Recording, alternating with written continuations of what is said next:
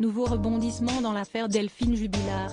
Son mari, Cédric Jubilard, avait été interpellé mercredi par les gendarmes sur son lieu de travail avant d'être placé en garde à vue, tout comme sa mère Nadine, et son beau-père, Olivier.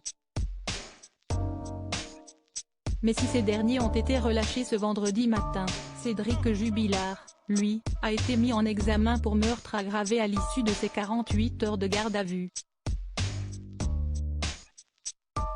Si est-il l'annonce qui a été révélée par Dominique Alzeri, le procureur de la République de Toulouse, dans une conférence de presse ce vendredi 18 juin vers 16h.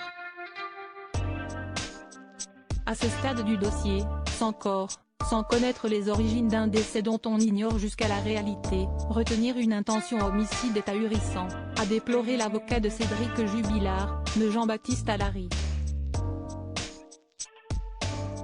6 mois après la disparition de Delphine Jubilard, si est finalement bien la piste criminelle qui est privilégiée, les thèses de l'accident, du suicide ou du départ volontaire ayant été écartées. Nous sommes visiblement dans un homicide conjugal, a déclaré Dominique Alzeri.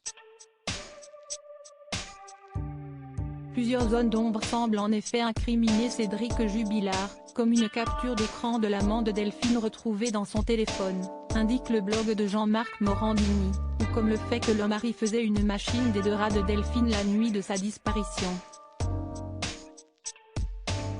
Delphine Jubilard, deux voisines ont entendu des cris la nuit de sa disparition. Autre contradiction, alors que Cédric Jubilard affirme qu'il n'y a pas eu de dispute entre lui et sa femme ce soir-là, son fils de 6 ans déclare l'inverse en précisant qu'il y a eu une violente dispute.